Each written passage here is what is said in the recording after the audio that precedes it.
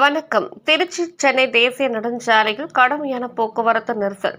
விழுப்புரம் மாவட்டம் திண்டிவனம் அருகே முன்னால் சென்ற கார் பிரேக் போட்டதால் அதனைத் தொடர்ந்து வந்த டிப்பர் லாரியின் பின்புறம் கண்டெய்னர் லாரி மோதி விபத்துக்குள்ளானது. ஓட்டுநர் இடிபாடுகளுக்கு இடையே சிக்கினார். இந்த விபத்தால் சென்னை திருச்சி தேசிய நெடுஞ்சாலையில் சுமார் 2 மணி நேரம் போக்குவரத்து பாதிப்பு. கடலூர் மாவட்டம் உளுந்தூர்பேட்டை அடுத்த சிவப்பட்டினம் பகுதியைச் சேர்ந்தவர் மணிகண்டன். இவர் சென்னையில் இருந்து கேரளா மாநிலம் நோக்கி கண்டெய்னர் லாரியை ஓட்டிச் சென்றார்.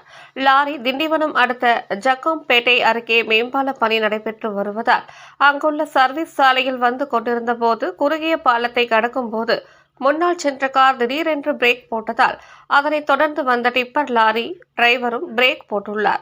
இதனை சற்றும் எதிர்பார்க்காத கண்டெய்னர் லாரி டிரைவர் மணிகண்டன் தனது லாரியை பிரேக் போட்டு நிறுத்த முயன்று உள்ளார். ஓட்டுநரின் கட்டுப்பாட்டை இருந்த கண்டெய்னர் லாரி முன்னால் சென்ற டிப்பர் லாரியின் பின்புறம் மோதி விபத்துக்குள்ளானது.